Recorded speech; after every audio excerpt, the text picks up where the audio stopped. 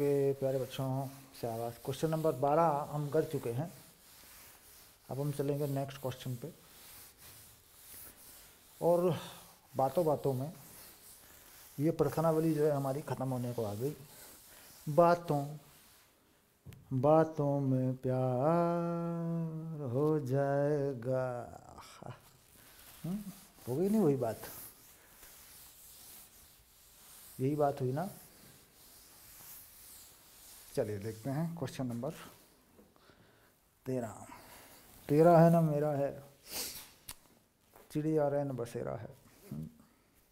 Question number 13, यदि किसी समांतर श्रेणी के n तो m वा पद इतना है, m का मान ज्ञात कीजिए। सीधी सी बात है, किसी समांतर श्रेणी के nवें पद का योगफल, n पदों का योगफल है। सीधी सी बात ये है। बात इतनी सीधी तो नहीं है सर। बात तो सीधी है बेटा। Sn बातों बातों में प्यार हो जाएगा। है ना, होता है ना ऐसा, जब मस्ती में होते हैं हम, हैं जब मज़ा आता, मस्ती आती है तब होता है ना ऐसा। n/2 कहाँ है? देखो मस्ती में क्या क्या हो रहा है। चलिए, यह है 3n, n/2 भी आएगा प्लस 5n। तो इसको उस रूप में बना लो जिस रूप में ये होना चाहिए। हाँ चलिए, तो पहले मैं n को मान लूँगा, 3n प्लस 5 कर लूँगा। फिर मैं 2 से भाग करूँगा और अंदर 6n प्लस 10 कर लूँगा। फिर मैं n/2 को इसमें 6 जोड़ूंगा, 6 घटाऊँगा, 10 को ऐसे कर लूँगा, 6n प्लस 6 माइनस 6 कर लूँगा। सर ये तो हम पहले भी करते थे। हाँ बेटा वही है, और क्या है, ले दे के करना ही क्या है। तो ये हो गया, 6 को यहाँ जोड़ूंगा इसमें, और यहाँ n-1 6, मतलब उस रूप में इसको मैं बनाऊंगा जिस रूप में ये होना चाहिए था।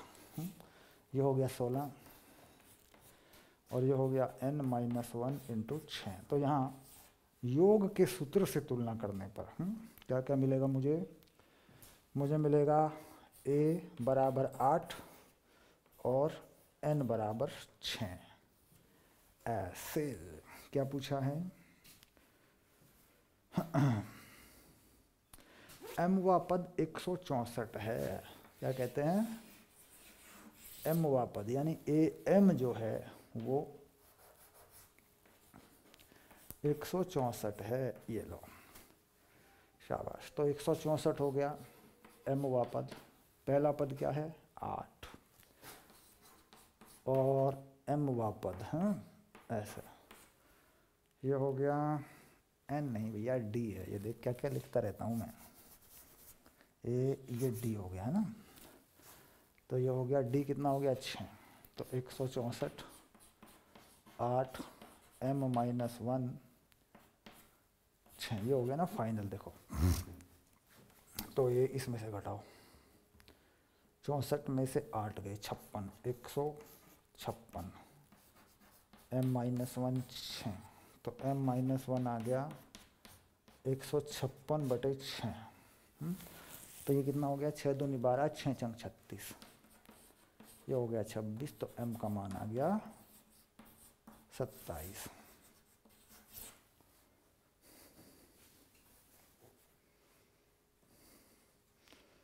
आ रहा है बेटा, m का मान 27 आ रहा है। 27 आ रहा है, मिला लो।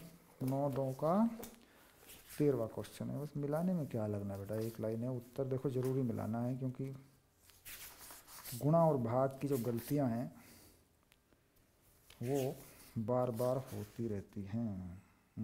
ओके 27 आ गया, शाबाश। चलिए अब चलिए क्वेश्चन नंबर 14 यानी 14 नंबर के सवाल पर। 14 नंबर का सवाल शुरू करो बच्चों, पढ़ो सवाल को और देखो कौन पहले करेगा। देखो, देखते हैं बेटा। मैं तो पढ़ूंगा अभी, फिर तुम्हें समझाऊंगा। तुम मुझसे पहले कर सकते हो, बहुत पहले कर सकते हो। फटाफट मैं लिखना शुरू करूँ और तुम हल कर लो, फटाफट हो जाएगा सब कुछ। बाकी बातों बातों में प्यार हो जाएगा, हो जाएगा ना, शाबाश। चलिए अब कुछ नया सवाल है, मतलब ये सवाल वही है, नया नहीं है, कुछ थोड़ा नया है, इस अभ्यास में थोड़ा नया सा आ गया। वो श्रेणी के ये पद वो पद है। 5 और 26 के बीच में 5 संख्याएं डाल दो जिससे कि श्रेणी समांतर श्रेणी बन जाए। 5 और 26 के बीच में 5 संख्याएं डाल दो, तो 5 और 26 के बीच में 5 संख्याएं डाल दो, A1 A2 A3 A4 और A5, और ये सब क्या बन गए, ये सब बन गए समांतर श्रेणी का अनुक्रम। मतलब एक अनुक्रम बन गया जो समांतर श्रेणी है या समांतर श्रेणी के रूप में बन जाएगा। हालांकि ये बात होती है भाई, इसको अनुक्रम क्यों कहते हो, मतलब समांतर श्रेणी के पदों को की जो श्रृंखला है उसको अनुक्रम कहते हैं। पदों को निर्देशित करना या बताना या प्रदर्शित करना अनुक्रम है, और जब इन्हें जोड़ देते हैं तब बनती है श्रेणी। श्रेणी का मतलब योग से है, योग लिखा जाए पदों का तब होती है श्रेणी। ये बात शुरू में बताई थी हमने। हाँ, तो पहला पद क्या है, ए क्या है सर, 5 है। 1 2 3 4 5 6 7, तो 7वां पद क्या है, 26 है। अच्छा, अब 26 क्या है, A + 6D है सर। पहला पद क्या है, 5 है, चलो यहीं पे लगा देते हैं। घुमा फिरा के क्या है, दुनिया गोल है सर, यहीं घूमते रहते हैं, तो 6D बराबर 21 है, तो D बराबर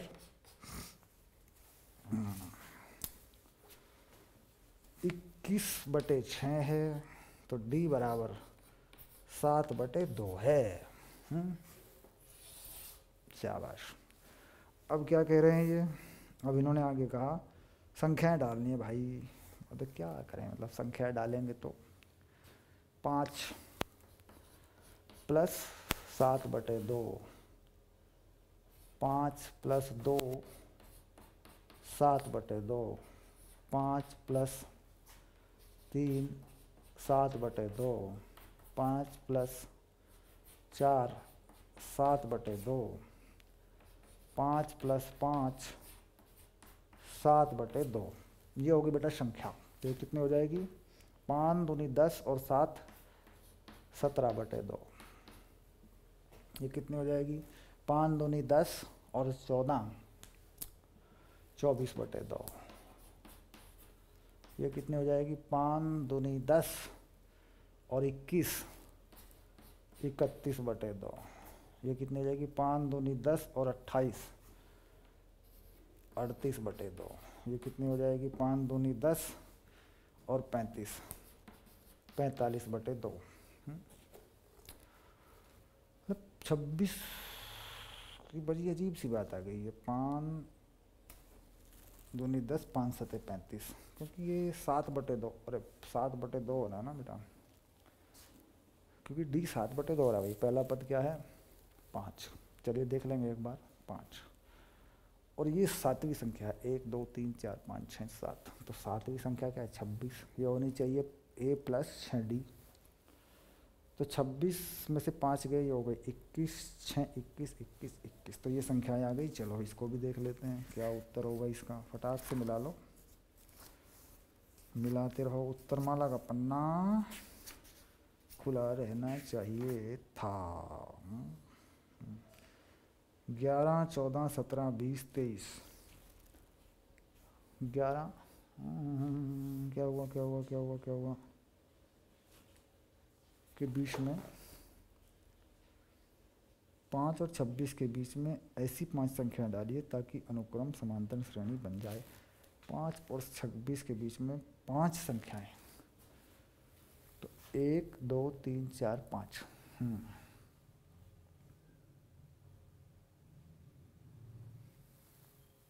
1 2 3 4 5 6 7, तो 7वां पद 26 है, और पहला पद ये होना चाहिए, तो 26 में से 6 गए 20 होंगे, ये लो, ये 20 हो गया, लो।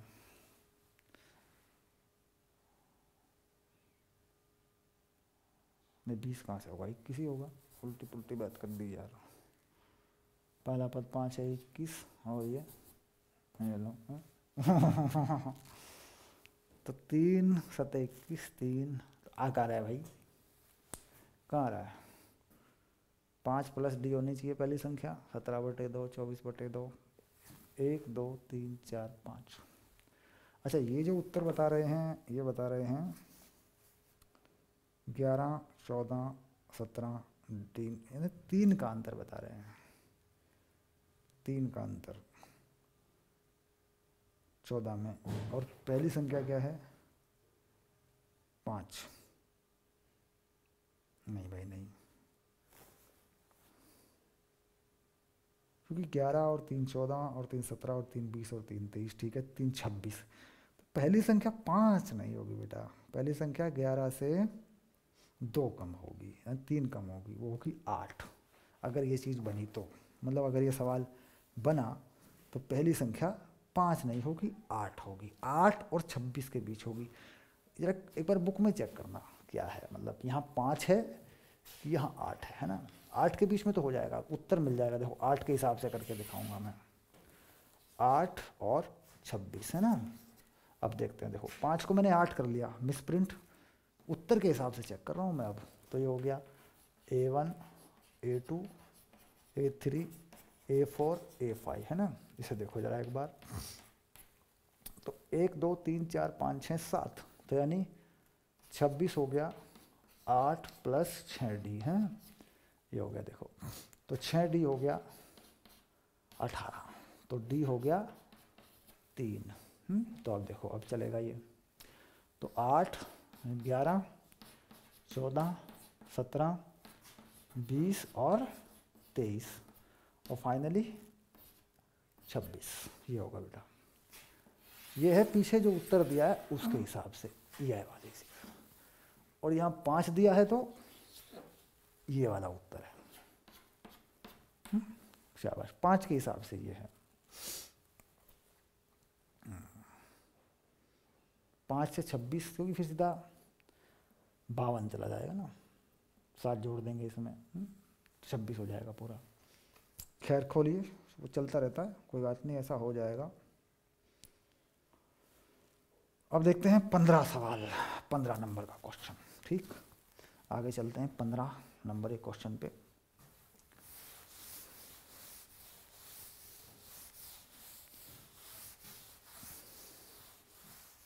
ओके शाबाश बेटा।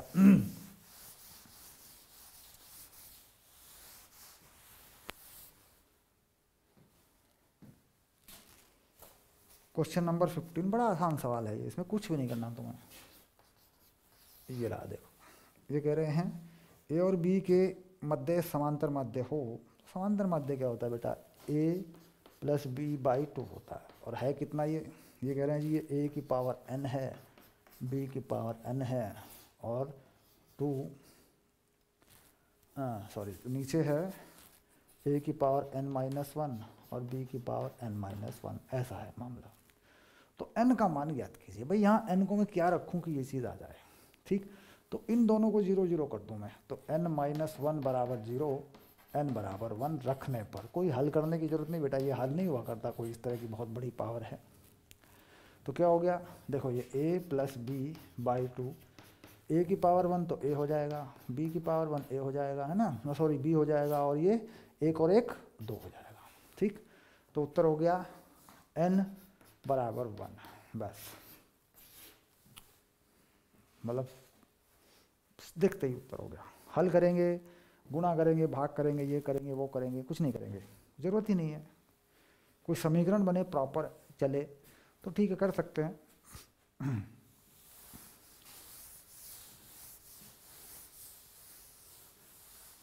बातों बातों में सवाल हो जाएगा, हो गया ना बेटा। देखो बातों बातों में m संख्याओं को 1 से 31 के बीच रखने पर प्राप्त अनुक्रम एक समांतर श्रेणी है। यही है सर अगला सवाल, सवाल नंबर 16।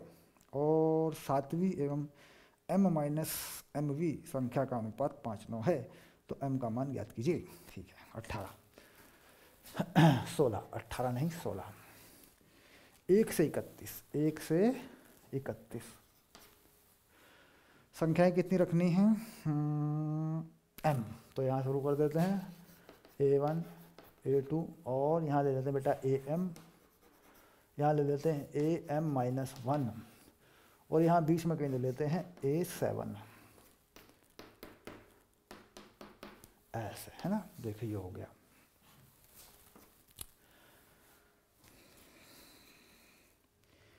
फिर इन्होंने कहा m का मान 7वीं और m-nवी। तो 7वीं जो संख्या बेटा ये रही है, ये क्या होगी? ये होगी 1 + 7d। समांतर श्रेणी में ये 8वां नंबर होगा। देखो 1 2 3 7वां तो यही है, एक पहले से है, तो 1 + 7d होगा बेटा ये देखो ऐसे। अच्छा ये कौन सा होगा? कुल संख्याएं कितनी होंगी? देखो ये m है, ये 1 है, तो ये नंबर होगा am+2वीं संख्या होगी बेटा ये। और ये होगी am-1, ये वाली m+1 है ना ऐसे। ये क्या होगी? ये होगी am-1वीं संख्या, जो कि लिखा हुआ है एज इट इज ऐसे ही। तो m-1 क्योंकि टोटल जो संख्या है भाई, m तो देखो ये है और एक ये है, एक ये है, तो m- क्योंकि टोटल जो नंबर है m+2 है, m+1 है, am है ना, ये होगी am ऐसे। इधर से एक कम कर लें, amवां पद होगा ये क्या है? ये m+2वां पद है, ये m+1वां पद है। तो amवां पद क्या होगा? ये होगा 1 + m-1 × d, क्योंकि पहला पद क्या है? 1 है, ये वाला। तो कह रहा है इनका अनुपात 5:9 है, एक इस वाले का और एक इस वाले का। तो बस हो गया सवाल। 1 + 7d 1 + m-1 × d बराबर 5:9, 5:9 है। ठीक, एक तो समीकरण हो गई बेटा ये बड़े प्यार से। एक ये देखना है कि m+2वां पद 31 है, m+2वां पद 31 है, तो कितना हो गया? 1 + m+2 - 1, ये भी तो होता है फॉर्मूला एक, d, ये वाली चीज हो गई। ये किसके लिए हो गया? इस 31 के लिए हो गया। तो m+2वां पद क्या? 31 है, यहाँ लिख दे 1 + ये हो गया m+1 d, तो ये हो गया 30, 1 घट गया, तो ये हो गया m+1 d। तो बेटा d का मान कितना आ गया? 30/m+1 हो गया। ये समीकरण नंबर 2 बना ली तूने। बातों में सवाल हो जाएगा। चलो दोनों समीकरणों को हल करके d का मान बताओ। तो d का मान क्या करेंगे निकाल के? d का मान तो पूछ ही नहीं रहा, तो ठीक है यार m का मान बताओ, m का तो निकाल लो। चलो चलिए पहले क्या करें, इसको सरल कर लें, पहले d को अलग कर लें। भाई d का मान वहाँ m में रख देंगे ना फिर, या फिर सीधा डायरेक्ट यहीं रख दो 30/, सर लंबा हो जाएगा, पहले इसको ही ठीक कर लें। चलो कर लो। 9 + 63d बराबर 5 + 5 m-1 × d, ये हो गया। देखो थोड़ा सा ठीक हुआ,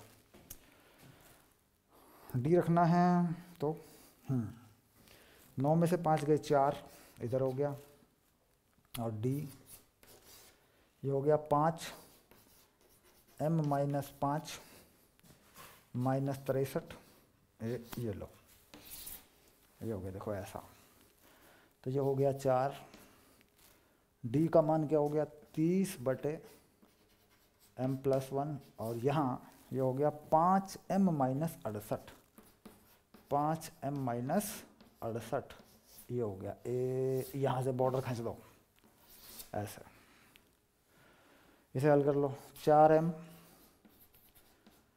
+ 4, ओके, 3 × 5 = 15। अरे बड़ा अजीब सा नंबर आएगा यार, 30 चला गया, इतना बड़ा नंबर है ये है। खैर करो हल, 150 m माइनस ये जो 68 है ये कहाँ पहुँचेगा भैया, चलिए 0 3 8 24 हासिल हो गए 2 6 3 18 और 2 20। अरे बाप रे इतना बड़ा नंबर आ गया। खैर अब यहाँ इसको इधर ले जाओ, ये हो गया 2044 बराबर 146 m।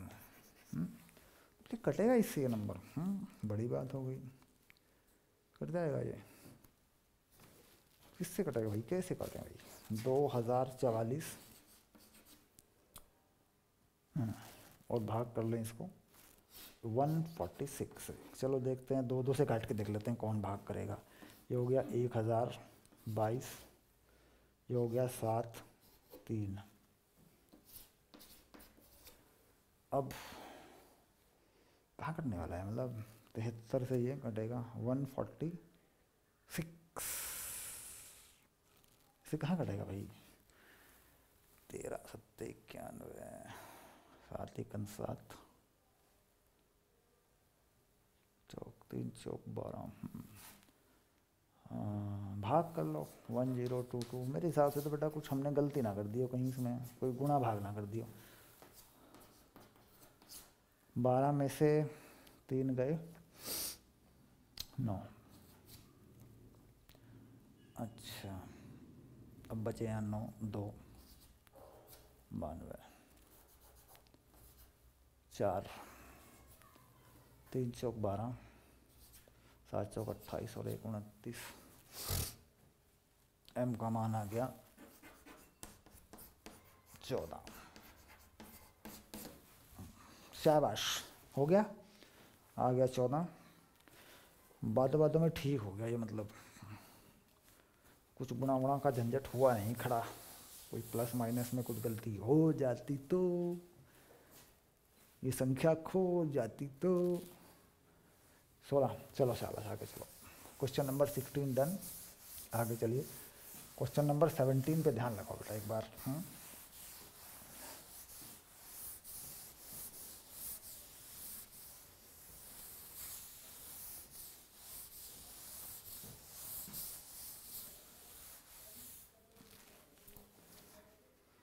Question number 7। एक व्यक्ति ऋण का भुगतान 100 रुपये की प्रथम किस्त से शुरू करता है। वाह रे वाह।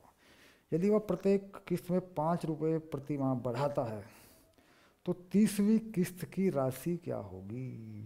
ये तो सिंपल सवाल है भाई। 17 मतलब 30वीं किस्त की राशि A30 माइनस 29 गुना 5 रुपये बढ़ाता है तो बढ़ा दिए लो घटाता तो घटा देता। सर्वांतर सार्वंतर सर्वांतर सार्वंतर क्या हो गया 5। 30वां पद क्या होगा 29। पहला पद क्या है 1। शाबाश। तो भैया ये क्या करें 100 प्लस 30वीं किस्त की राशि।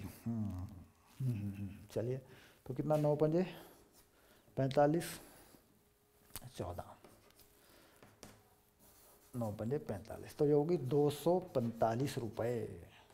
रुपये लिख देंगे उत्तर में। चलो ठीक है ये लो, ये भी ठीक हो गया। चलें क्वेश्चन नंबर 18। अब आते हैं क्वेश्चन नंबर 18 पर।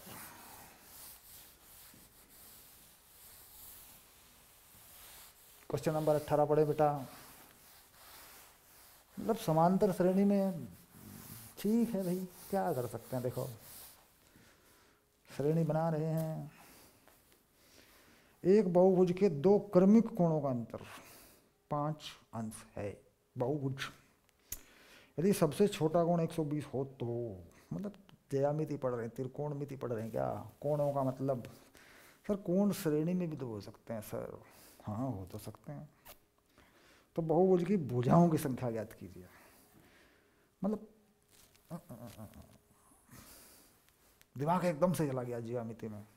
बहुभुज खींचेगा ये होगा वो होगा, एकदम से झटका जाता है ना। मतलब श्रेणी भी लग गई। और ऐसा होता है, कंपटीशन में ऐसा होता है। बोले यार पहले चैप्टर का कंसेप्ट था ये, पहले चैप्टर में पढ़ा था हमने, और बाद में 7वें चैप्टर का कंसेप्ट लगा दिया उसमें। चलिए, बहुभुज के अंतः कोणों का योग कितना होता है ये हमें पता होना चाहिए, क्योंकि पहला कोण क्या है, सबसे छोटा कोण है 120, तो n कोण जोड़ देंगे 5 5 5 बढ़ा के। हमें यहाँ ये पता होना चाहिए कि बहुभुज के अंत्य कोणों का अंतर क्या हो, मतलब अंत्य कोणों का योग क्या होता है। तो देखो बच्चों, इसमें क्या करेंगे, थोड़ा सा पहले हम ये फॉर्मूला बना लें, पहले समझ लें कि अंत्य कोण का योग कितना होना चाहिए है। देखो ये बहुभुज मान लो ऐसे बनता है यूँ, एक भुजा, तो ये कोण हो गया θ1, तो ये पहला कोण है बेटा, ये हो गया पहला कोण A1। उसके बाद ढूं, ये कोण हो गया θ2, और बेटा ये कोण हो गया A2, ऐसा। तो ये जो A1 A2 यही हैं ढूं, ये हो गया बेटा A3, और ये हो गया θ3। कहाँ, ये कोण हो गया बेटा A4, और ये हो गया θ4। कहाँ, ये हो गया कितना, ये हो गया θ4 θ5, और ये हो गया A5। ढूं, ये कोण हो गया θ6, ये हो गया A6। तो टोटल जो अंतर योग है, देखो ये भी तो है एक, कितनी भुजाएं बना दी मैंने, 1 2 3 4 5 6 7, तो ये हो गया A7, ये भी तो हो गया, देखो इधर वाला A6 इधर वाला A7, ये थोड़ी छोटी बन गई मुझसे है, खैर टोटल। अच्छा ये जो होगा ये कोण, ये कितना होगा, ये वाला, ये हो गया θ7, तो 7 भुजाएं मैंने बनाई है। तो पूरा कोण जो घूम के आया, पूरा कोण ये हो गया 360, पूरा कोण, θ1 plus θ2 plus θ3 plus θ4 plus θ5 plus θ7, 7 बार जोड़ा मैंने। अच्छा होगा कितना, 180 माइनस θ1, देखो सीधी रेखा अगर खींचता हूँ तो कितना कोण होता है पूरा 180, तो ये कोण कितना हो गया 180 माइनस θ1। अच्छा ये कितना हो गया A2, ये हो गया 180 माइनस θ2, तो ऐसे ही जोड़ता चलेगा, 180 माइनस θ1 प्लस 180 माइनस θ2, और जुड़ेगा 180 माइनस θ7 तक। तो ये सब अंत्य कोण हैं, अंत्य कोणों का योग है ये, ठीक। और ये होना कितना चाहिए 360, ठीक। अब यहाँ 180 कितनी बार जुड़ा, 180 कितनी बार जुड़ा, मान लीजिए n भुजा है, तो 180 कितनी बार जुड़ेगा बेटा, n बार, 180 n। और ये क्या हो गया, ये हो गया 2 गुणा 180, है ना भाई, 360 क्या होता है 2 गुणा 180, और ये क्या हो गया 180 n बार, और यहाँ माइनस ये सब क्या हो जाएंगे, θ1 प्लस θ2 प्लस θ3, है ना, सॉरी थीटा, A1 A2 है ना, ये होंगे A1 A2 और A7, ऐसे ना। अगर मैं AN लूँ बेटा तो इसको तो मैं AN लिख दूंगा ना, AN ऐसे। ये क्या है पूरी वैल्यू, ये है θ1, और ये क्या है पूरी वैल्यू, ये है θ2, तो ये पूरी वैल्यू क्या है बेटा, ये है θn। तो θ1 जो है प्लस θ2 प्लस θ3, फिर से रिपीट करूँगा, θ4 θ5, ये पूरा 360 होगा, क्योंकि पूरा घूम जाएगा जब बंद होगा बहुभुज। टोटल कितना होगा 360, तो 360 को लिखा मैंने 2 गुना 180। अच्छा 180 माइनस A1, 180 माइनस A1 ये θ1 आएगा, 180 माइनस A2 ये θ2 आएगा, है ना, इस तरीके से। अच्छा यहाँ पे भी लिख लो, क्योंकि ये देखो मैंने A1 A2 की जगह θ1 θ2 लिख दिया मैंने, है ना। ठीक करेंगे इसको, A1 plus A2 plus A3 और प्लस AN, है ना, ये आ गया देखो। तो ये क्या है, अंतः कोणों का योग है। तो ये कितना हो गया, त्रिभुज के सभी अंतः कोणों का योग जितने भी हैं, हाँ त्रिभुज नहीं बहुभुज त्रिभुज के अंतकोणों का योग क्या होता है, 180 होता है। तो ए एन है ना, तो ये कितना आ गया, देखो यहाँ 180 कॉमन ले लो बेटा, तो ये हो जाएगा n-2, ये हो गया ये वाला। तो ये जो पद हैं ये वाले इनमें सबसे छोटा जो कोण है वो है 120 का, और बाकी 5 5 5 5 5 बढ़ रहे हैं सारे। तो यानी अब हमारा फंडा यहाँ लगेगा ऐसे, n/2 पहला कोण है उसका डबल हम लिखेंगे 240 प्लस n-1 इंटू 5 से बढ़ रहे हैं, टोटल हो जाएगा 180 n-2। तो ये हमारा समीकरण होगा। कुल n भुजाओं का बहुभुज है। पहला कोण कितना है 120, तो वो पहला पद बन जाएगा, उसका 2 गुना लिख देंगे। हर बार 5 बढ़ रहा है, a1 a2 a3 है ना, इस तरीके से। सार्वंतर क्या है 5 है, ऐसा लगता है ये 15 है, 15 नहीं है 5। अच्छा कुल कितना होता है 180 n-2 होता है। बहुभुज के अंतःकोणों का योग होता है, इसमें कुछ भी डाल लो, त्रिभुज डाल लो, चतुर्भुज डाल लो, कोई भी, पंचभुज सप्तभुज अष्टभुज 12 भुज 12 तो ये होता है ना। चलिए अब इसके बाद इसमें इसे सॉल्व करेंगे बेटा। चलिए हल करते हैं, इसको देखते हैं। तो ये इसे खोल लो ब्रैकेट को, देखो यहाँ, या फिर इसे वहाँ पहुँचा लो पहले। तो ये हो गया 240 n प्लस n 5 n-1, और यहाँ हो गया देखो इस 2 को यहाँ ले आओ, ये हो गया 360 n माइनस 360 यानी 720 हो गया पूरा, ये बन गया देखो 240 n और 5 n इंटू n-1, 2 आ गया इधर। ठीक है, अब चलो हल करो इसको आगे। तो ये हो गया बच्चों 5n² माइनस 5n, ये वाली चीज़ हो रही बेटा, ये ब्रैकेट खुल गया। और यहाँ 240 360 में से बचेंगे कितने 120 है ना, तो माइनस 120 n, ये हो गया देखो इन दोनों को हल करके। अच्छा और ये 720 भी इधर आके प्लस का हो जाएगा ऐसे, बस ठीक है, ये हो गया 0। तो ये समीकरण देखो बन के आ गई। इस समीकरण में 5n² माइनस 125n प्लस 720 बराबर 0, ये हो गया ऐसे। इस पूरी समीकरण को 5 से भाग कर लेंगे, देखो बार बार 5 से भाग हो रहे हैं ना, बड़े बड़े पद आ रहे हैं, तो 5 से भाग कर लो इसको। तो ये हो गया n² माइनस 25n प्लस 144 बराबर 0। तो 16 नंबर 144, तो जो हो गया n² minus 16n minus 9n plus 144 बराबर 0। तो n minus 16 minus 9 n minus 16, तो इस यहाँ से 2 उत्तर आए बेटा, n बराबर 9 और n बराबर 16। ठीक, इनमें से एक उत्तर होगा, एक उत्तर इनमें से नहीं होगा। हो सकता है दोनों उत्तर हो जाते हैं हमारे, लेकिन चूंकि बहुभुज है और एक फिक्स एक नियत सिस्टम है ये, मतलब एक नियत व्यवस्था है, तो एक उत्तर होगा एक नहीं होगा। तो कौन सा उत्तर होगा? देखो जब कोई कोण बढ़ रहा है यहाँ पर,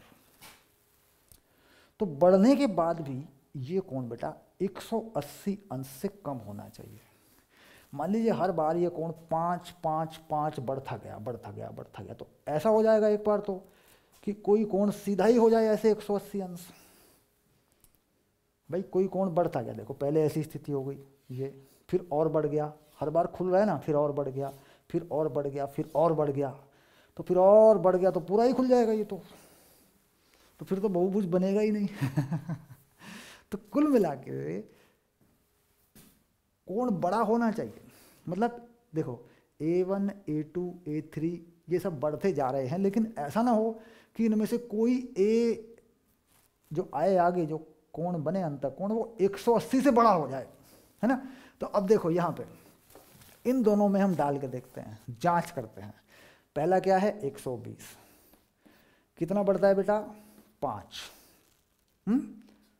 और दूसरा क्या है 16, 16 डाल देता हूँ पहले, देखो तो 120 प्लस 80। तो क्या बहुभुज के अंदर कोई कोण है 200 अंश का हो सकता है बेटा? बहुभुज के अंदर कोई कोण, तो देख रहा सबसे जो आखिरी कोण है 16वां जो कोण है ये बेटा A16 बनेगा कि नहीं बनेगा? देख ध्यान से देख, A16 बनेगा, ये इसके हिसाब से तो बनेगा ना, n का मान 16 भी तो आ रहा है। तो क्या कोई कोण बहुभुज के अंदर 200 अंश का हो सकता है? संभव नहीं है भाई, 180 अंश से कम ही होगा। तो इसलिए जो 16 है ये उत्तर काट दिया जाएगा, ये उत्तर संभव नहीं है। क्या लिखोगे? संभव नहीं है। संभव नहीं। अच्छा, अगर 9 डालोगे तो बिल्कुल सही आ जाएगा। देख A9 देखो कितना बनेगा, A9 120 प्लस यहाँ क्या आएगा 8 × 5, 9वां पद, तो A प्लस n-1 × D है ना, तो कितना बनेगा? ये बनेगा 160।